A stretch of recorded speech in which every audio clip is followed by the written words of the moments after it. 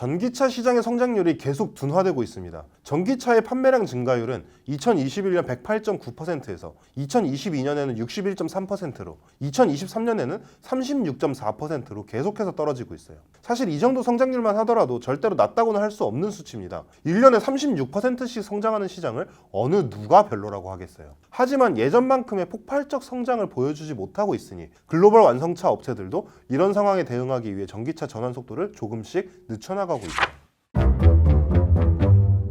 문제는 현대차입니다. 현대차에게 전기차는 단순히 새로운 시장이 아니죠. 커다란 점프를 하기 위한 수단입니다. 현대차는 내연기관차 시장에서는 줄곧 패스트 팔로워였죠. 하지만 시장의 격변은 언제나 패스트 팔로워가 퍼스트 무버로 나설 수 있는 커다란 기회가 됩니다. 그렇다면 현대차는 과연 전기차 시장의 성장이 둔화되는 현재의 상황을 어떤 보관을 통해 해결하고 있을까요? 현대차의 보관에 대해 알아보기 위해서는 먼저 전기차의 판매량 증가율이 왜 둔화되고 있는지 살펴봐야 합니다. 사실 이는 명확하게 한 문장으로 정리할 수 있어요. 살 사람은 다 샀고 안 산 사람이 사기에는 너무 비싸다. 사실 친환경 등 좀 거창한 장점을 빼면 일반 소비자 입장에서 전기차의 가장 큰 메리트는 유지비죠. 가솔린차는 기름을 소위 만땅으로 채우기 위해 거의 10만 원에 가까운 돈을 지불해야 하고 주유비가 저렴한 가스차라고 할지라도 가솔린차의 60-70% 정도는 들어가죠. 하지만 전기차는 외부 유료 충전소를 이용하더라도 몇천 원이면 완전 충전이 가능합니다. 제가 연비가 좀 안 좋은 가솔린차를 타서 그런지 기름값이 어마어마하게 나오는데 그런 걸 생각하면 진짜 말도 안 되는 유지비죠. 문제는 이 좋은 장점이 비싼 가격이라는 단점 때문에 완벽하게 희석되고 있다는 겁니다.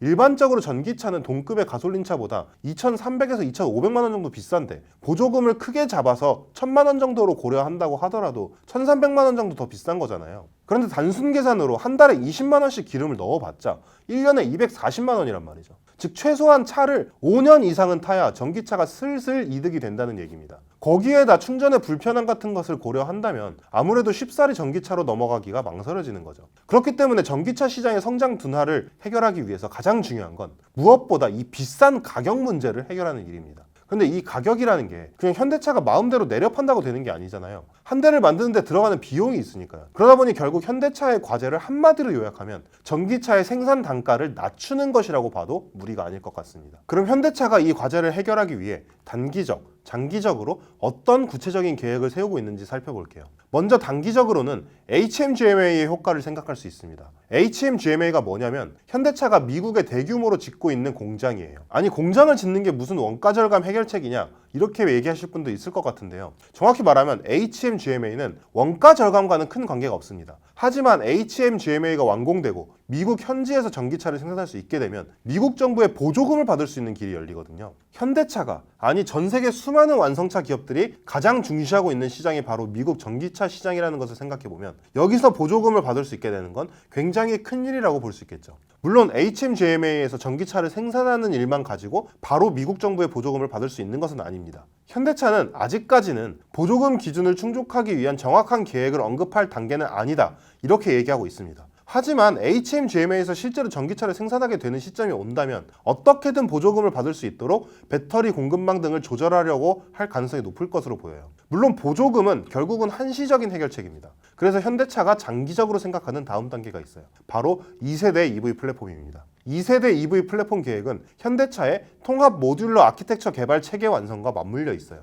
그러니까 통합 모듈러 아키텍처가 적용된 2세대 EV 플랫폼은 소형부터 초대형 SUV, 픽업 트럭, 제네시스 브랜드 상위 차종 등을 아우르는 거의 모든 차급에 적용되거든요. 그리고 이건 규모의 경제와 연결됩니다. 즉 전부 통합해서 생산할 수 있기 때문에 규모의 경제를 통해 원가 절감 효과를 극대화할 수 있다는 거죠. 또한 2세대 EV 플랫폼에는 폼팩터 다변화와 경제성, 안정성 등이 장점으로 꼽히는 LFP 배터리도 적용될 것으로 보이거든요. 방금 경제성이 장점이라고 했잖아요. 원가 절감 효과를 낼 수 있다는 얘기입니다. 이번 겨울 유달리 변덕스러운 날씨 때문에 주위에서도 기후위기가 실감난다 이런 반응을 많이 접하게 되는데요. 내연기관차는 기후위기의 주범 가운데 완전 대표주자잖아요. 결국 자동차 시장이 전기차 위주로 재편되는 것 자체는 거스를 수 없는 흐름인 것으로 보여요. 결국 문제는 속도죠. 얼마나 빠르게 재편되느냐. 과연 전기차 수요의 폭발적 성장을 위한 현대차의 여러 가지 보관들이 얼마나 효과적으로 작용할 수 있을지, 그래서 과연 내연기관차가 정말로 구시대의 유물이 되는 시점은 언제가 될지 궁금해집니다.